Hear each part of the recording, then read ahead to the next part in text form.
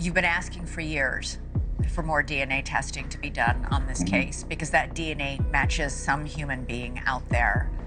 Yep.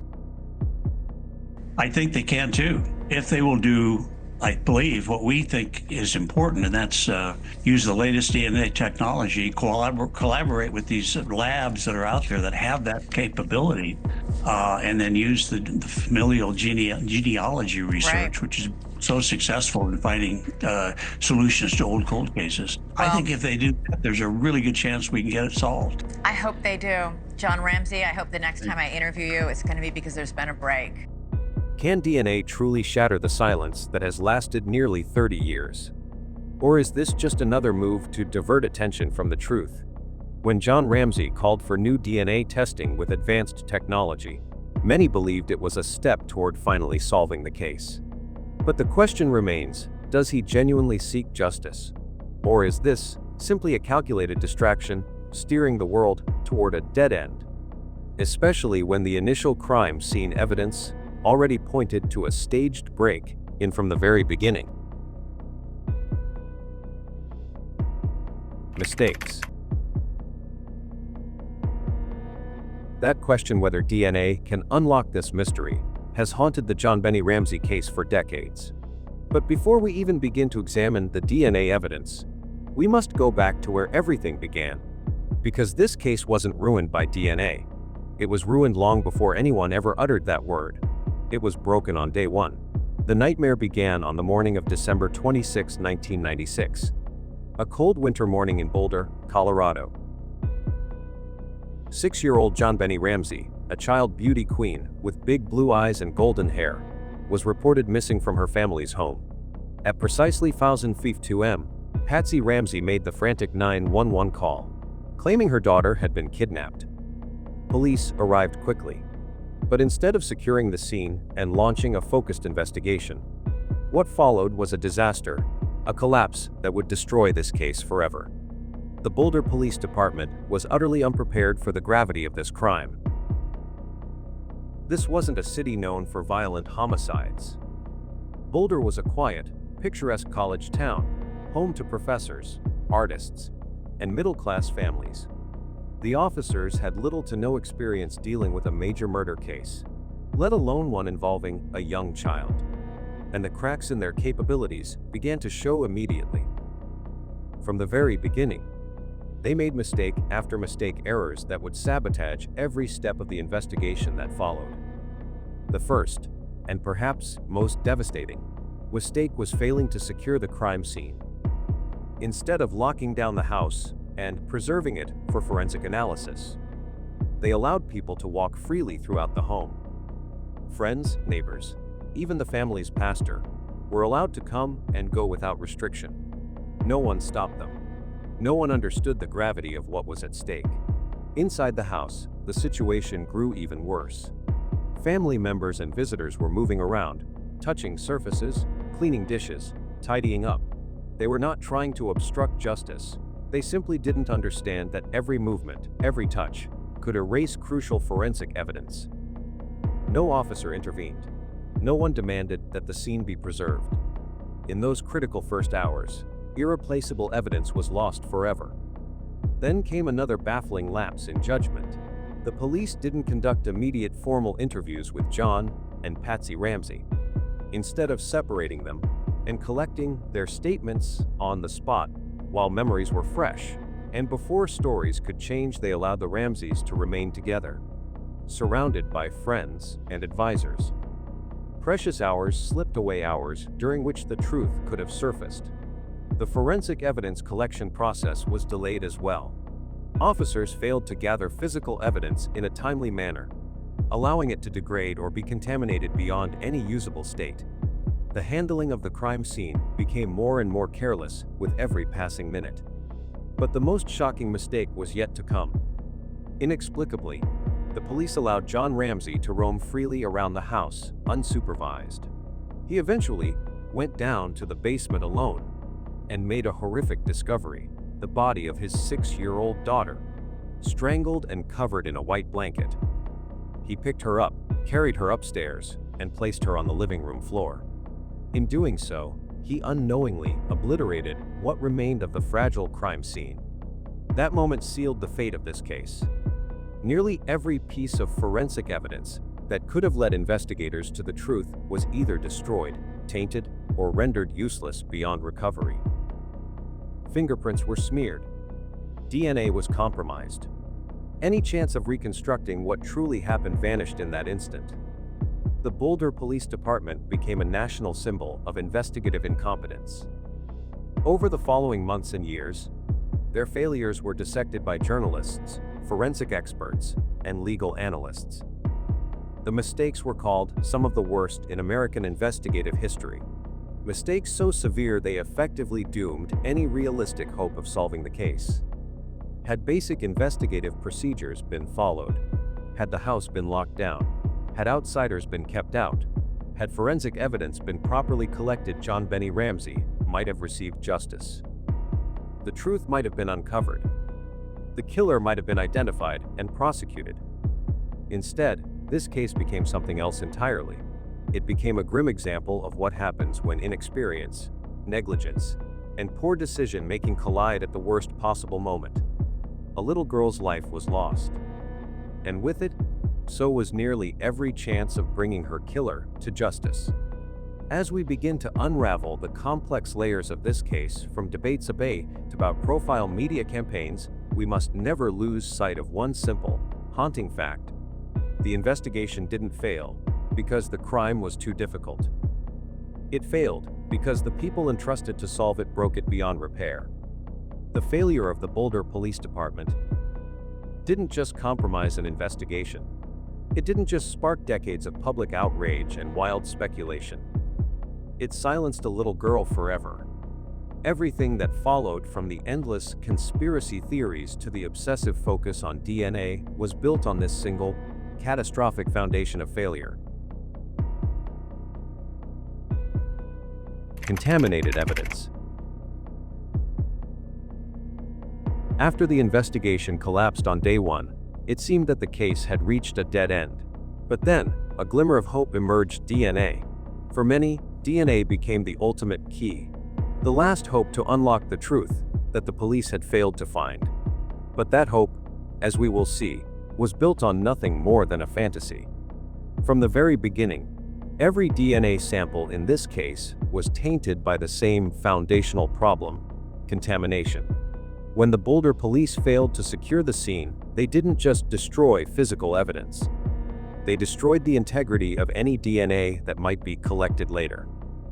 Former Denver Police Chief Mark Beckner, who later worked on the case, openly admitted that the crime scene was hopelessly compromised. He stated clearly, the critical error was not sealing off the house immediately and failing to isolate the family for immediate questioning. Without those protocols, the scene became a chaotic blur where genetic evidence simply could not be trusted. Despite this, investigators continued to pursue DNA as if it were the holy grail of the case. When forensic teams eventually collected samples from JonBenét's underwear and long johns, the results sparked even more controversy. In 2008, advanced touch DNA testing revealed the presence of an unknown male's genetic material on multiple garments. This discovery sent shockwaves through the media.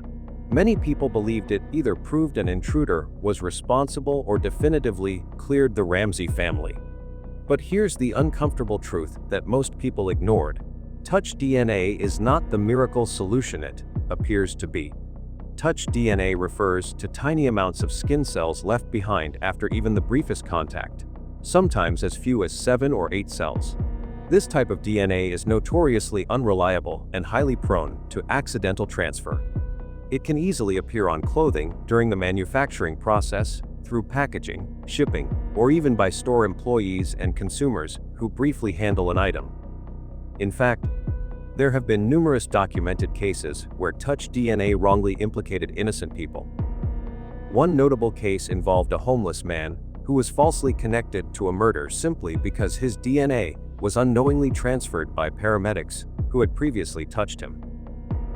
Even more problematic, the DNA samples found on JonBenét's clothing weren't from a single individual. They were mixtures, likely containing genetic material from multiple unknown people. Despite this, the Boulder District Attorney at the time boldly claimed that was no innocent explanation for the DNA's presence. It was a stunning declaration, one that ignored the very basics of forensic science. Forensic experts quickly pushed back. Renowned pathologist Dr. Michael Baden explained that trace amounts of DNA often have innocent explanations. They can arrive on objects without any connection to a crime. Former Boulder investigator Gordon Coombs also expressed skepticism, warning that clearing suspects based on such flimsy DNA evidence, especially from a crime scene already destroyed, was a stretch at best. Worse yet, by the time these DNA tests were conducted, many key pieces of evidence had already been mishandled, misplaced, or degraded beyond usefulness. The so-called unknown male DNA could have originated from a garment factory worker, a packaging handler, or any other benign source months, or even years before the crime took place. Despite all this, the Boulder District Attorney's Office in 2008 publicly declared that the Ramsey family had been cleared of involvement based on this compromised DNA. That announcement further fueled the illusion that DNA held the answer to everything. But even Boulder Police Chief Mark Beckner later called this reliance on contaminated trace DNA absurd and completely disconnected from the realities of forensic investigation. In the years since, further forensic reviews have confirmed what many suspected all along. The DNA collection process in this case was deeply flawed. Numerous samples were stored improperly, and some may no longer be suitable for advanced testing today. Experts agree this DNA cannot solve the case. It cannot conclusively implicate or exonerate anyone. In this context, DNA isn't the key to unlocking the mystery. It's a false hope, a distraction. It's like building a castle on a crumbling foundation. And here lies the brutal truth. The genetic evidence in the JonBenét Ramsey case is fatally compromised. It does not point to a definitive suspect. It does not clear anyone's name. It is unreliable, contaminated, and ultimately meaningless. DNA doesn't crack the silence in this case. It only deepens it. But the damage didn't stop with the evidence. In fact, the greatest consequence of DNA contamination came later, when the world mistook uncertainty for truth. If the mishandled crime scene shattered the case, then the blind faith in DNA finished the job. Not because DNA is inherently unreliable, but because the public, the press, and even the justice system elevated it to a mythic status it never deserved. By the early 2000s, DNA had become the holy grail of forensic science. Shows like CSI and Law & Order convinced millions that a single strand of hair or drop of sweat could deliver instant, indisputable justice.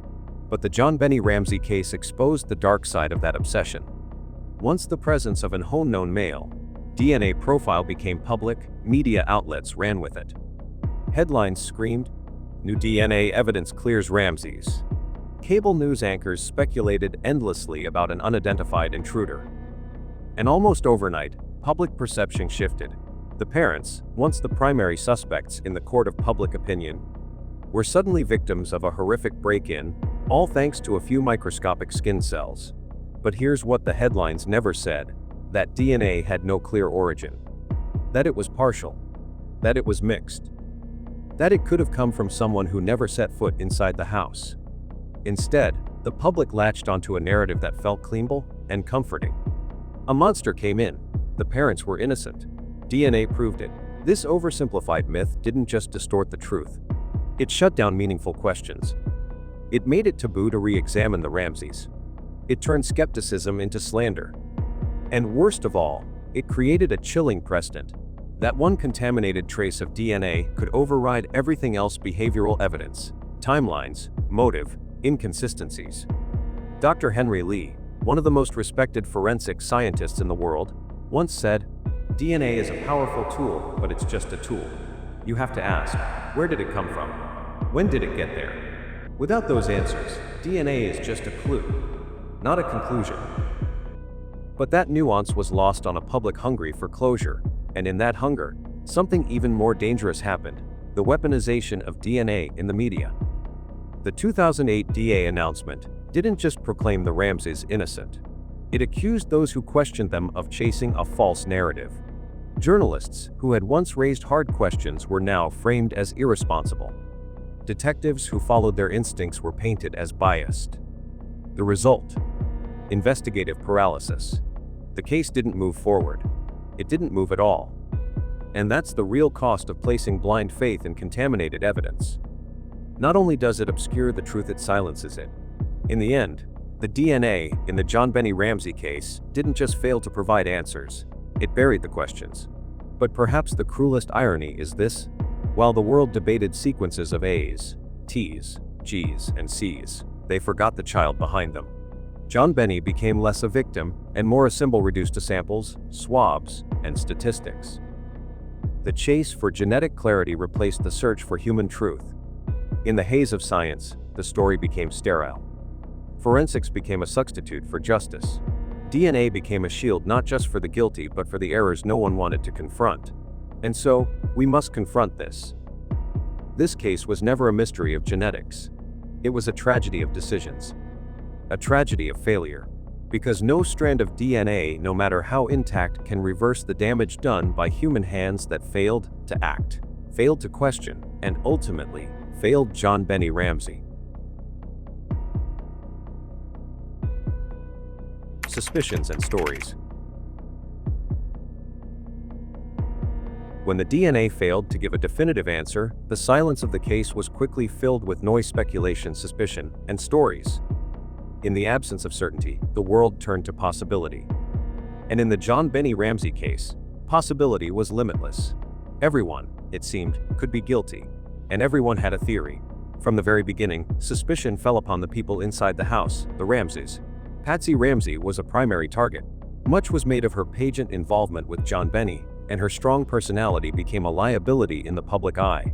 She was seen as controlling, perfectionistic, overly polished. Critics pointed to the 3-page ransom note, its unusual tone, odd length, and the fact that it was written on a notepad from inside the home. Experts claimed her handwriting was similar. Detractors said she was cold on camera, too composed, too theatrical. She didn't grieve the way people expected a mother to grieve. And that, to many, was enough. John Ramsey, too, fell under suspicion. He was the one who discovered JonBenét's body. He picked her up, moved her, removed duct tape from her mouth. He contaminated the crime scene further, yes, but he also reacted like a father. Still, observers questioned his calm demeanor, his immediate arrangement to leave Boulder, and his business background. He was wealthy, successful, and as the tabloids suggested, potentially hiding something. Then there was Burke, JonBenét's 9-year-old brother. In the early days, he was shielded from public view, but years later, he would become a focus of internet speculation. His awkward mannerisms during interviews, his smile during serious moments, and inconsistencies in recounting the night fed countless YouTube videos and amateur investigations. Some even alleged he had accidentally harmed his sister, and the parents had covered it up. These theories were not based on evidence but on tone, behavior, and the dangerous assumption that strangeness equals guilt. Outside the family, the list of suspects widened. Gary Oliva, a local sex offender, was named by some as a compelling figure. He had a criminal record involving children, and, allegedly, photographs of JonBenét in his possession. He later made disturbing, ambiguous confessions in letters. Yet law enforcement never pursued him fully. Handwriting comparisons were inconclusive. DNA did not match. Fleet White, once a close friend of the Ramseys, became estranged from the family and was later viewed by some as suspicious. His behavior reportedly changed after meetings with the police. He was never officially named a suspect, but tensions and speculation swirled. In this case, silence became guilt by default. And always, there was the intruder theory, the idea that someone entered the home, possibly hid inside before the family returned, and carried out a calculated assault and murder.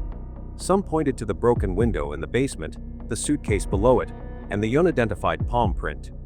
But the theory never quite held together. There were no signs of forced entry. The home's layout made undetected access improbable. And if the killer had time to write a 3-page note, why leave JonBenét's body behind?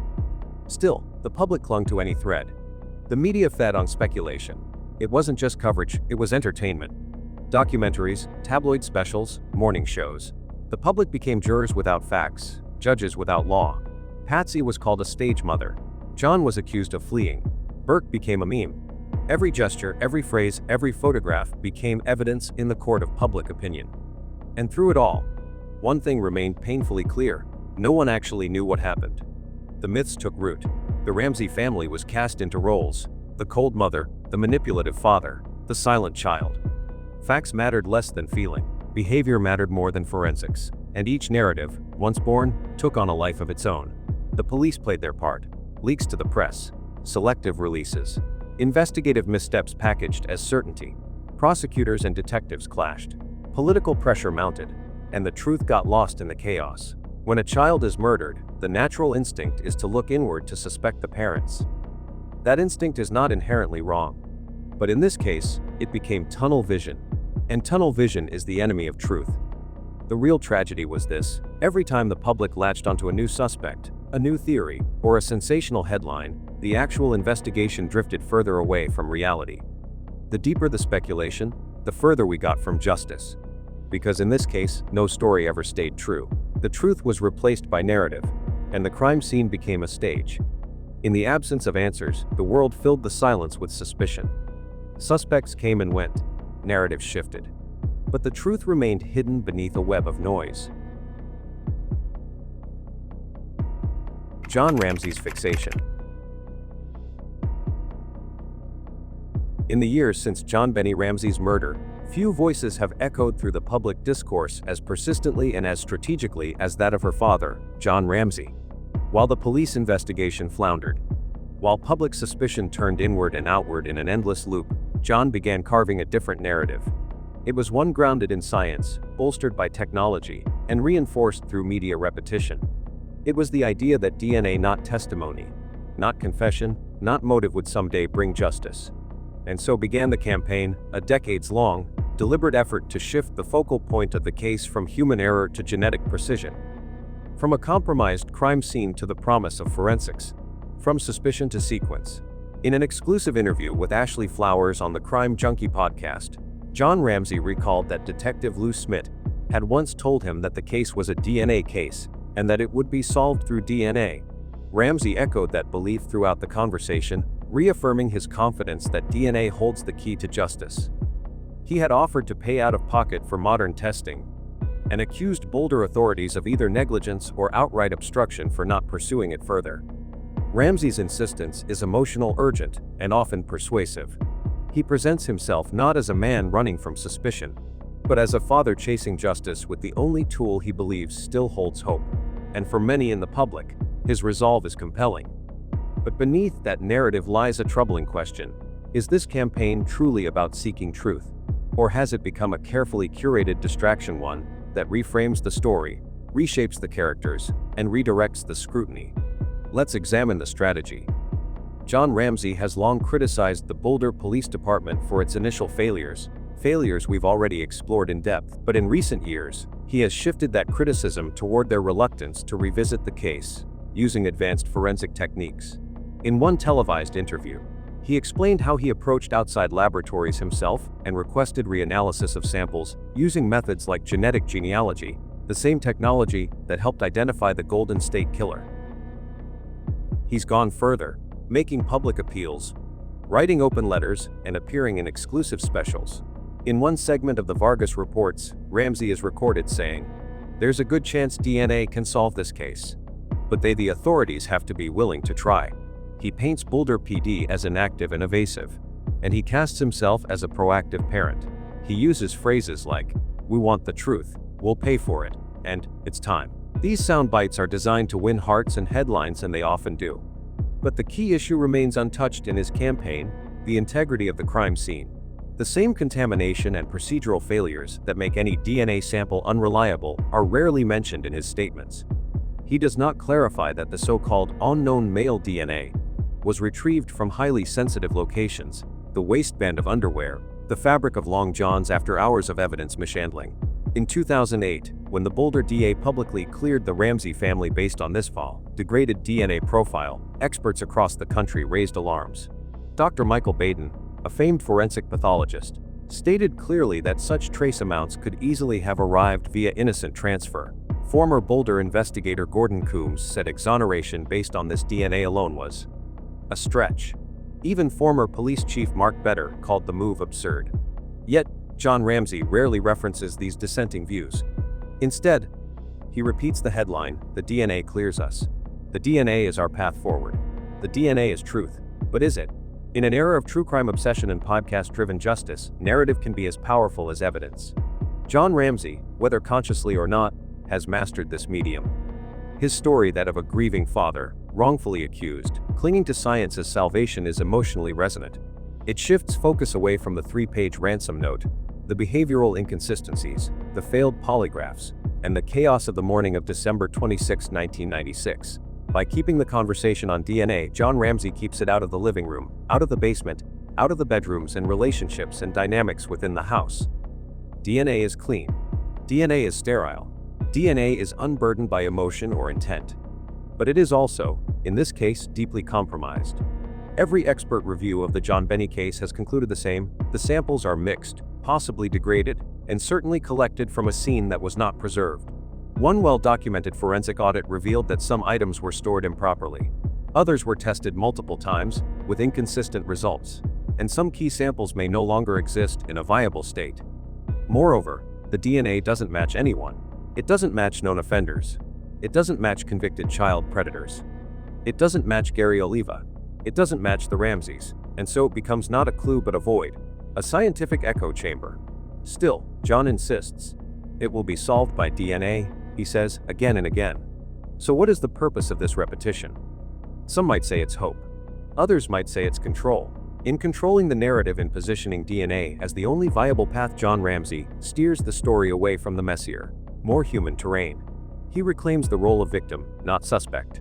He casts the system as adversary, not ally.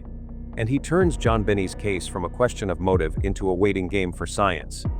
This isn't to say he doesn't want justice. It is possible, even likely, that he does. But his version of justice is narrow. It excludes the possibility of familial involvement. It avoids the discomfort of ambiguity. And it depends entirely on a sample that experts say may never yield anything reliable. In that sense, John Ramsey's DNA campaign may be many things: heartfelt, strategic, persistent. But is it productive? So far, it has not brought JonBenét any closer to justice. It has not generated new leads. It has not produced a match. What it has done clearly and repeatedly is shift the spotlight, change the conversation, and offer the illusion of forward motion. And perhaps that illusion is the point. Because if the public believes that science is on the case, they may stop asking harder questions. They may stop wondering about the 3-page ransom note written with care. They may stop revisiting inconsistencies in the family's timeline. They may stop asking why JonBenét's body was hidden, then discovered by her father. They may stop demanding clarity. And they may let the story rest. Not because it's solved, but because it's silent. The JonBenét Ramsey case, while shrouded in mystery, casts a harsh spotlight on the troubling dynamic of a child thrust into the role of fulfilling her family's ambitions. At just 6 years old, JonBenét became a pageant star, a symbol of beauty that polarized public perception. Admirers saw her as a dazzling prodigy, while critics found her sexualized image distasteful, even perverse, sparking heated debates about the ethics of child pageants. Central to this controversy is the question of whether JonBenét's parents, particularly Patsy Ramsey, imposed their own dreams and expectations on their daughter, with devastating consequences that may have contributed to her tragic fate. Patsy Ramsey, herself a former beauty queen, was the driving force behind JonBenét's pageant career. In an interview long before the tragedy, "There is something wrong here if someone thinks that looks perverted." JonBenét was an entertainer. She would entertain at the drop of a hat. Little girls dress up and play dress up. You yourself had entered beauty contests. Yes. I'm a junior at West Virginia University. So this was, what, fun for you both It to was have the her do most this? wonderful time of my life. It's not unlike a father who enjoyed playing baseball as a child. Patsy defended her choices, dismissing critics as the ones with issues, and reflecting fondly on her own pageant days as a time when she felt wonderful. Her words reveal a critical disconnect. Her focus was on her own fulfillment, not JonBenét's. Patsy's nostalgia for her past glory suggests she projected her unfulfilled aspirations onto her daughter, dressing her in glamorous costumes, and coaching her for performances far beyond her years. Critics argue this robbed JonBenét of a childhood suited to her age, replacing playtime with the pressure to embody an idealized image. The public's outrage stems from this imposition. Patsy's assertion that pageants were wonderful reflects her perspective, not necessarily JonBenét's, raising questions about whether she's a willing participant or a vessel for her mother's dreams. John Ramsey, too, appeared complicit in this dynamic. As a successful businessman, he benefited from the social capital of JonBenét's pageant success, which burnished the family's image as affluent and accomplished. His lack of objection to her participation suggests he either endorsed Patsy's vision or saw no issue with the spotlight it brought. The Ramseys' pursuit of fame through JonBenét's pageants placed her in a world of adult expectations, where her value was tied to her appearance and performance, not her individuality. This projection of parental ambition onto a 6-year-old created a public persona that overshadowed her private reality, setting the stage for unintended consequences. For JonBenét, the costs of this imposed role were profound. Her childhood was stripped of age-appropriate activities, playing freely, exploring without scrutiny, or simply being a child. Instead, she faced relentless pressure to maintain a polished image, complete with makeup, costumes, and choreographed routines. This robbed her of innocence and burdened her with expectations she may not have fully understood. The constant public exposure also heightened her vulnerability, making her a visible target for those with sinister intentions. Suspects like Gary Oliva, a known pedophile in Boulder, and others investigated for their proximity to the family, highlight the dangers of her high-profile status. Her pageant persona, crafted to fulfill her parents' dreams, inadvertently placed her in the crosshairs of predators, amplifying the risks of her public life. The broader consequences of imposing such expectations on JonBenét are chilling. Beyond losing her childhood, she faced psychological strain from the need to perform perfectly, a burden no 6-year-old should bear. The sexualized nature of her pageant image, with heavy makeup and provocative outfits, sparked criticism for attracting dangerous attention, potentially contributing to her tragic end. The case underscores the peril of parents living vicariously through their children, prioritizing personal fulfillment over a child's well-being. JonBenét's death, whether at the hands of an intruder or within a more complex family dynamic, serves as a stark warning. Projecting adult ambitions onto a child can lead to exploitation, vulnerability, and irreversible harm. What lessons can we draw from JonBenét's story? Should parents have the freedom to guide their children toward pursuits that reflect their own dreams? Or does this risk sacrificing a child's autonomy and safety? The case challenges us to consider where the line lies between nurturing talent and imposing expectations, urging us to reflect on how far we should go to fulfill our ambitions through our children's lives. The story he wants you to believe. For nearly 3 decades, John Ramsey has remained a steady voice in the wilderness of JonBenét's unsolved murder. While investigators have come and gone, while theories have surged and collapsed under the weight of speculation, his message has barely changed. He is the father who lost a daughter. He is the man falsely accused. And above all, he is the one person still standing before cameras, before microphones, before the court of public opinion, offering a story he believes or wants us to believe will bring justice. It is a story rooted in sorrow, but refined by time. With each retelling, it becomes sharper, more consistent, more deliberate. It is a story that places science over suspicion, DNA over doubt, and logic over emotion. It is a narrative that suggests the only villain in this tale is the killer somewhere out there, unknown, waiting to be caught by a genetic clue. But stories are never just about what they include. They are also about what they leave out. John Ramsey's campaign for justice has become synonymous with DNA. Not just any DNA, but a specific sample, partial, mixed, and recovered from compromised evidence that he believes will, one day, identify the person responsible for JonBenét's death. It is a message he has shared across platforms, generations, and formats: television specials, books, podcasts, open letters, and interviews. In a 2023 episode of Crime Junkie, he reaffirmed this belief, quoting Detective Lou Smith, "This is a DNA case. It'll be solved by DNA." On Vargas Reports, he stated, There's a good chance DNA can solve this case. But the authorities have to be willing to try. There is conviction in his voice and urgency in his tone.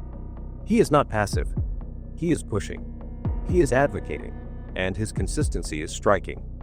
But even more striking is how narrow the focus has become. In dozens of interviews, John rarely addresses the context surrounding the DNA sample. He does not mention that the crime scene was heavily contaminated. He does not dwell on the fact that dozens of people walked through the Ramsey home in the hours following JonBenét's disappearance. He does not speak about the lost opportunity for clean forensic collection. Nor does he discuss how trace DNA can appear on clothing through innocent transfer manufacturing, packaging, storage, or casual contact. Instead, he leans on the authority of science and the hope that the sample in question touch DNA found on JonBenét's clothing will do what so many investigators have failed to do. This is not inherently wrong. Science has solved cold cases before. Genetic genealogy has identified long elusive suspects. But in the Ramsey case, the reliability of the DNA is as murky as the crime scene itself. Experts have spoken. Dr. Michael Baden, former NY forensic pathologist, noted that trace DNA can appear without criminal contact. Former Boulder PD Chief Mark Beckner called the decision to clear the Ramseys based solely on this DNA absurd. And yet, John continues to hold that DNA and only DNA can bring resolution. His repetition has power. It reshapes perception. It makes the technical emotional. It reframes the narrative. And in that reframing lies something worth examining. John Ramsey's media presence is not reactive. He has not shied away from interviews, nor from telling his version of the story. In fact, one might say he has become its primary narrator. While police departments have stayed silent and prosecutors have changed hands, John has kept speaking. The character he presents is consistent. Calm, thoughtful, careful with words. He often reflects on his daughter's memory. He speaks of forgiveness, of loss, of faith. But he does not often speak of the specifics of the case, at least, not beyond DNA. He rarely discusses the ransom note, its odd phrasing, or its bizarre origin. He does not delve into the events of that morning in detail. He does not revisit the controversial moments, why he searched the basement, why he moved the body, or why his family waited to give interviews to police. He does not explore alternative theories beyond the idea of an outside intruder. And in this silence, there is a kind of authorship, a shaping of the past. Whether consciously or not, John Ramsey has rewritten the contours of the investigation. What began as a deeply flawed crime scene has become, in his telling, a case defined by a single clue. The chaos of the early hours, the inconsistencies, the missed opportunities, these fade into the background, replaced by the steady beat of one idea: the DNA will solve it. The effect is subtle but powerful. Viewers and listeners are guided not just by facts, but by familiarity. The more a narrative is repeated, the more it feels true. The more controlled the image, the harder it is to question it. And over time, the case itself becomes less about JonBenét and more about the machinery around her, the media, the investigators, the science, the father. None of this is to accuse John Ramsey of deception. It is entirely possible that he believes every word he says, that he is sincere in his hope and genuine in his grief.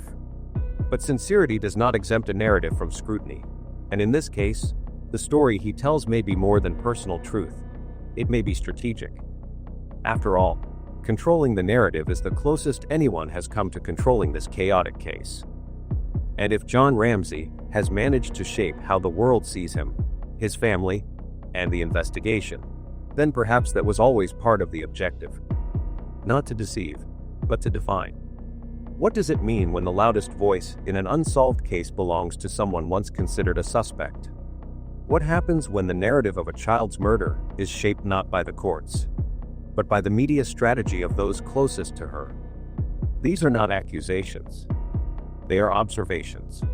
They point to a reality in which public justice is increasingly performed rather than pursued. We live in a time when stories matter more than ever. True crime has become entertainment. Tragedy has become content.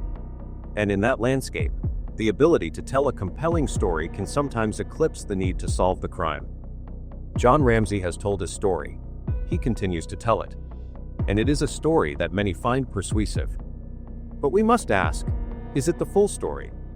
Or is it the most palatable version? The version that excludes the contradictions, the uncertainties, the deeply human mess at the heart of this case. There is no proof that Jon Ramsey is hiding anything. But it's increasingly clear that the narrative he's championed, the story of innocence through science, of resolution through a single forensic thread, is the one most convenient to him. Convenient because it keeps the questions focused outward. Convenient because it positions him as a seeker of truth, rather than a man still living under the weight of scrutiny. And perhaps, in doing so, it's not just a story he believes, it's the story he needs the world to believe too. Perhaps that is the point. Perhaps, in the absence of resolution, we all cling to the story that gives us comfort. For some, that story is one of evil intruders and miraculous forensic breakthroughs. For others, it is one of systemic failure and lost evidence. And, for still others, it is the quiet tragedy of a case that was broken before it ever had a chance. But somewhere beneath all of it, there is a little girl. A life ended, a truth obscured. And in the end, that is what matters most. Not the DNA, not the interviews, not the image, but the silence that remains. And perhaps that's the real legacy of this case. Not just the tragedy of a child lost, but the transformation of a crime into a narrative war. Because in the vacuum left by investigative failure, someone had to fill the silence. The police failed. The system fractured. The truth faltered. And Jon Ramsey stepped forward not merely to grieve, but to guide. Not simply to mourn, but to narrate. And over the years, that narration becomes stronger than the evidence itself. He has outlasted detectives, DAs, journalists, and armchair sleuths. He has outlived the chaos that followed the murder of his daughter. And while many versions of this story have come and gone, his has endured refined, repeated, and reinforced across decades. That does not make it false, but it does make it powerful. Powerful enough to rewrite public memory. Perhaps part of the reason why Jon Ramsey has leaned so heavily on the DNA narrative is because it offers an escape from everything else. The ambiguity, the suspicion, the unresolved behaviors from that fateful morning. By framing the case as one of science, not psychology, of forensics, not family, he redirects public attention away from the messier, more subjective questions that once surrounded him. Why did he search the house alone? Why move the body? Why was the ransom note so strange? None of these have easy answers. But by shifting the focus to a microscopic trace on a fabric thread, those questions become less urgent. More the story leans on the clean objectivity of DNA, the less it invites the murkier truths of human behavior, family dynamics, or emotional inconsistencies. And in that shift, intentional or not, a new narrative took hold, one that demanded less of the man at the center of it. Over time, this narrative did more than defend. It shaped perception. It placed science where scrutiny once stood. It offered the illusion of progress, while insulating the family from deeper inquiry. And it worked because it was simple, emotionally resonant, and repeatable. In a case where evidence was fragile, memory unreliable, and truth buried beneath years of chaos, the DNA story became a substitute for certainty. And Jon Ramsey consciously or not became its curator. Powerful enough to cast doubt on official findings. Powerful enough to shift blame without naming names. And powerful enough to make millions believe that justice lies not in what happened in that house on Christmas night, but in a lab, waiting to be unlocked by science. But if that science never speaks, what then? What remains when the DNA yields no answers, and the headlines fade, and the case becomes just another cold file on a dusty shelf? What remains is the story. The one Jon Ramsey told. The one we, willingly or not, believed. Truth left behind. In the 3 decades since JonBenét Ramsey's death, a single narrative has risen above the chaos. It is the one voice we've heard the most, the one face we've seen the most, the one idea we've been asked to believe again and again, that DA will solve this case. that a scientific truth awaits, and with it, justice. It's a compelling story. Simple. Powerful. Reassuring. But what has it cost us? That is the question we must now confront. Because when a story is told often enough, and with enough conviction, it becomes more than memory. It becomes reality. And when that story serves to redirect attention, soothe discomfort, and tidy up the jagged edges of tragedy, it becomes something else entirely, a shield, a tool, a substitute for justice. The narrative of DNA as savior has bought time, has bought sympathy, and has bought silence. But it has not brought us closer to the truth. And in that gap, in that silence, lies a much deeper cost. Let us remember where this began, not with evidence, but with failure. A botched investigation, a contaminated crime scene, a child's body discovered not by police, but by her own father. The Boulder Police Department, unprepared and overwhelmed, let the most critical hours slip by. Statements were not taken. Rooms were not secured. People came and went. And in that chaos, something was lost, something that may never be recovered. What filled that void was not truth, but narrative. And John Ramsey, whether intentionally or instinctively, was ready with one. It was not about grief. It was not about confession or emotion or guilt. It was about science. Objective, unassailable, apolitical. The perfect hero for an imperfect case. From the beginning, John Ramsey rejected suspicion and redirected it. He never allowed the focus to remain on the behavior of his family, the inconsistencies in their accounts, the strangeness of the ransom note, or the sequence of events that morning. Instead, he spoke of being falsely accused, of being victimized twice, once by tragedy, once by the system. And he pointed forward, not inward. Forward to science. Forward to DNA. Forward to justice. And the world, wary of the ambiguity, followed. The media was eager. A narrative driven by technology is easier to digest than one mired in family psychology or prosecutorial incompetence. Podcasts, documentals, all found in John Ramsey a polished, articulate, and consistent figure. He wasn't evasive. He was eloquent. He wasn't defensive. He was determined. And as other leads dried up, as other suspects faded, he remained. Over time, this narrative solidified.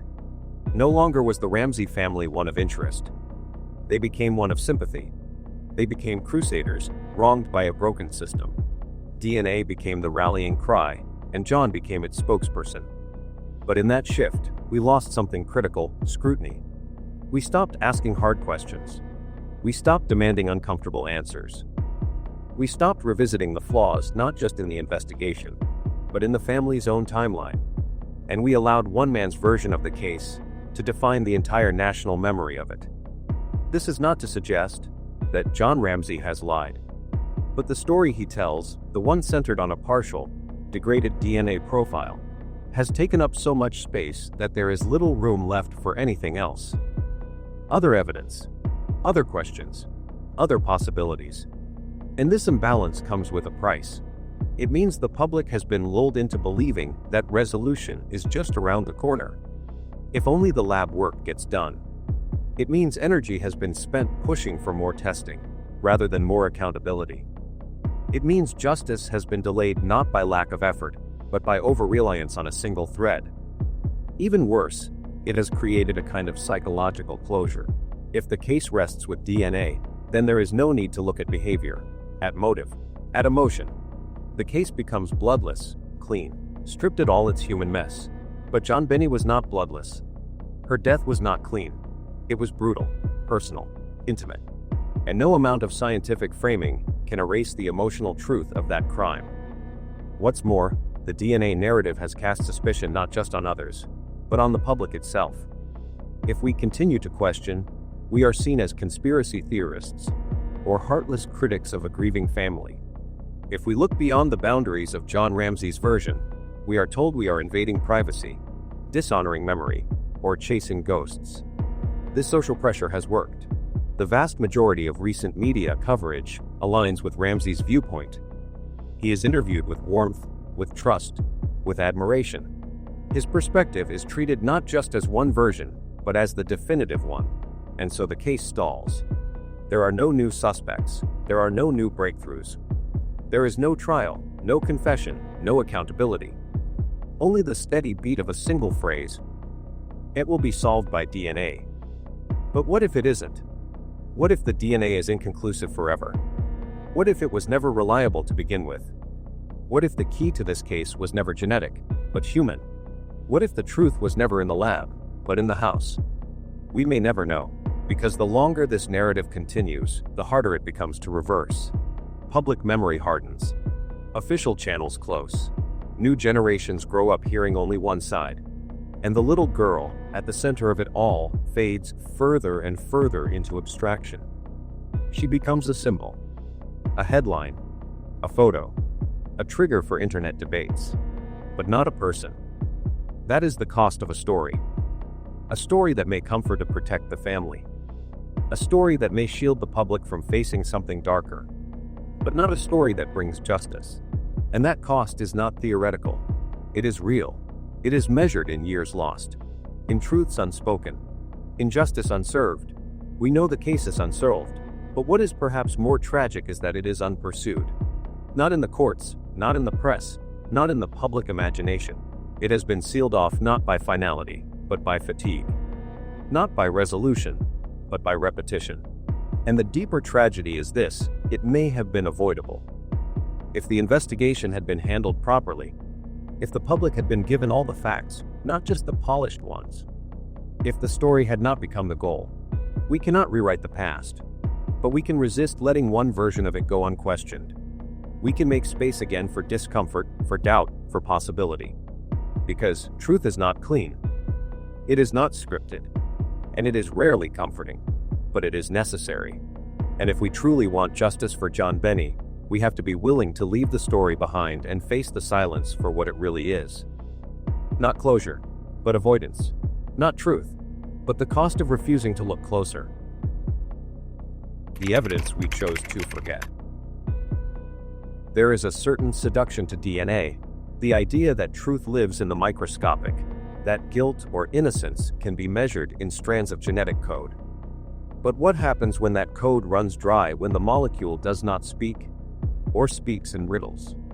We are left with the one thing many have refused to face: the rest of the evidence. Not the data that fits neatly into a lab result, but the clues that live in behavior, motive, and contradiction. Evidence that isn't sterile. Evidence that talks. The case of JonBenét Ramsey was never just a forensic puzzle. It was a psychological drama. A child murdered in her own home. A ransom note dripping with cinematic flair. Parents whose actions, from the very first phone call, strained belief. These are not abstract details. They are glaring signals that something was wrong from the start. Let's begin with the ransom note. 2.5 pages. Written on paper from inside the house. Using a pen from inside the house. In language that sounded more like a movie script than a real extortion. It referenced the amount of John Ramsey's bonus from his company, something only an insider would know.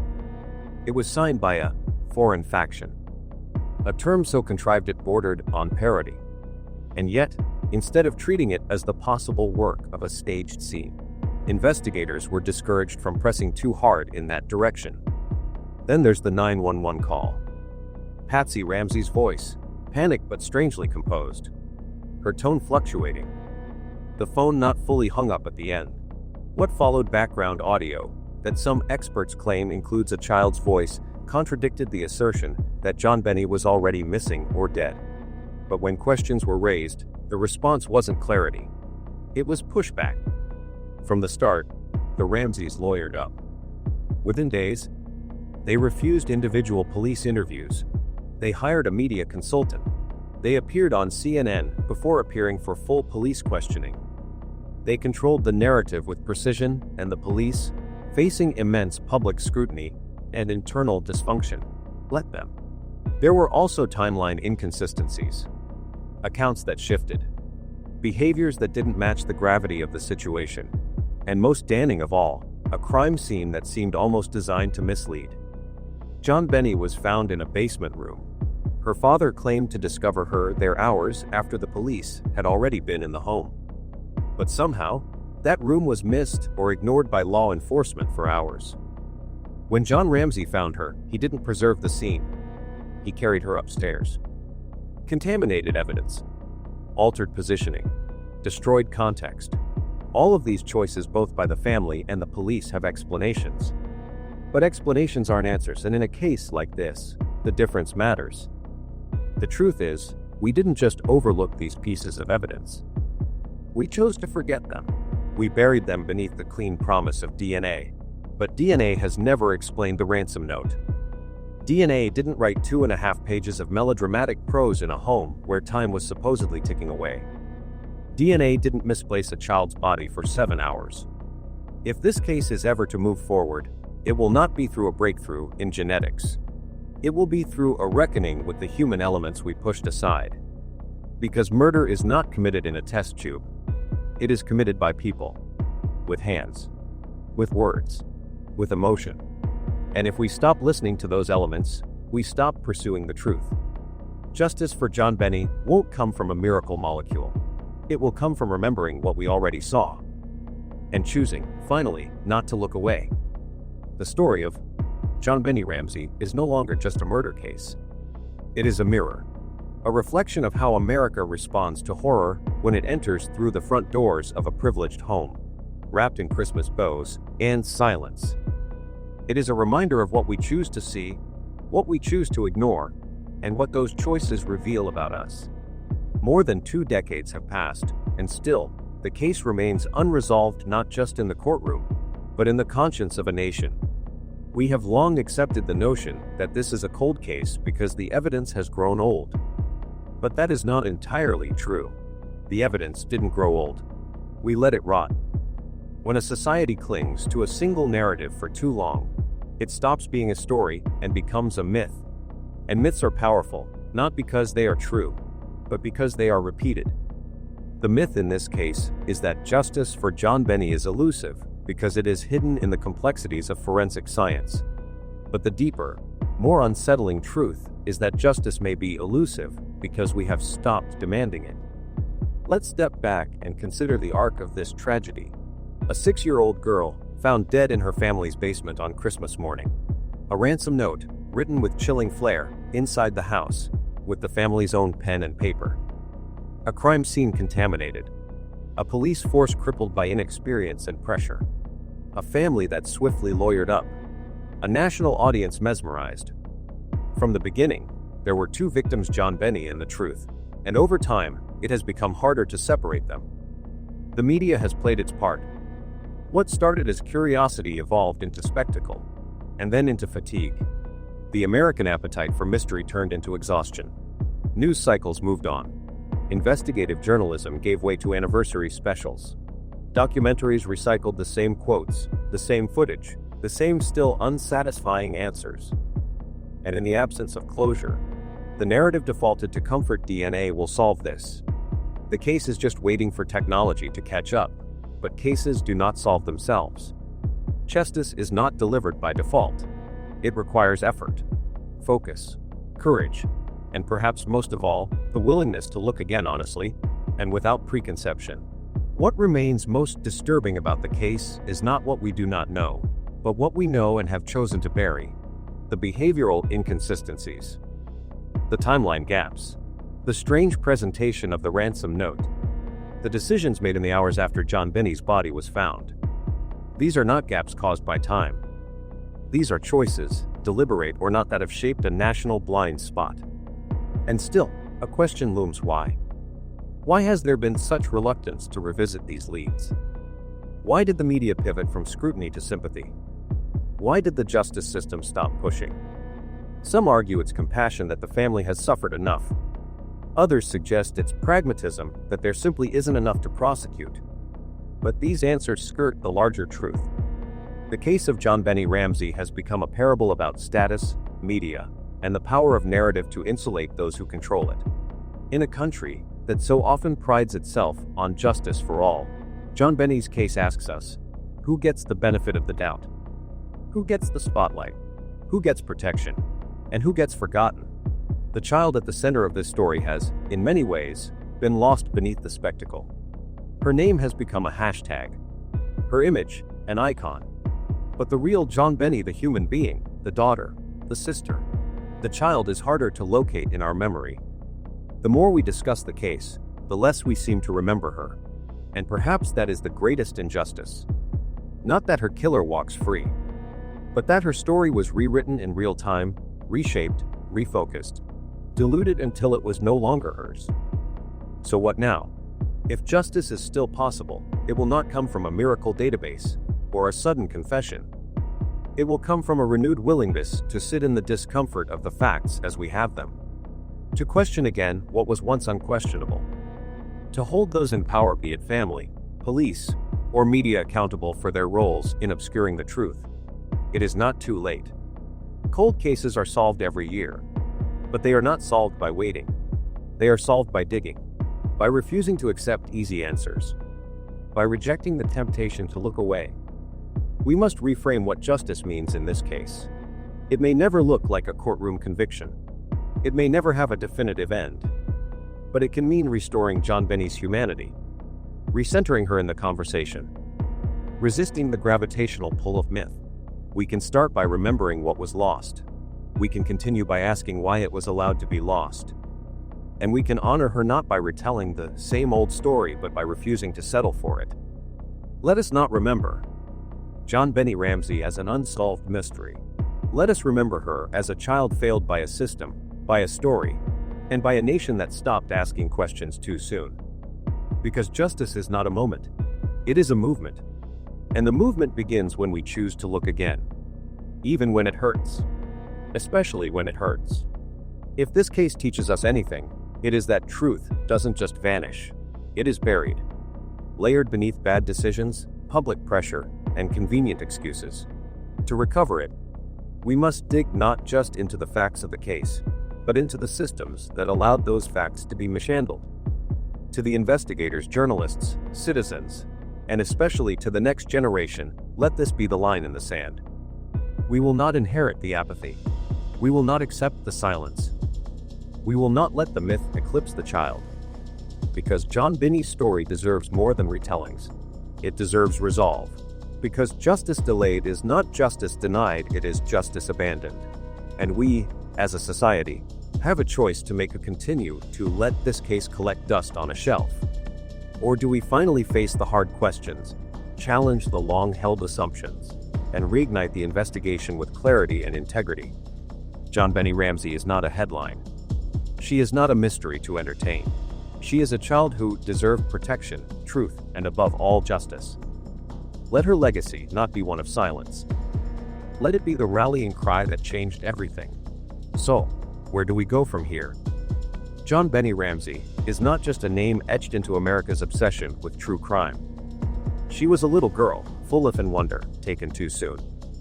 And while her story has been told over and over again, what remains missing is not just justice, but honesty. Honesty about the failures, about the silence, about the narratives we chose to believe because they were easier than the truth. If you're watching this now, know this: cold cases don't close themselves. Justice doesn't arrive by accident. It arrives when people like you keep asking hard questions, even when the world stops listening. So don't just remember her name. Remember what we allowed to happen in her name. And if justice was once forgotten, let it be remembered now.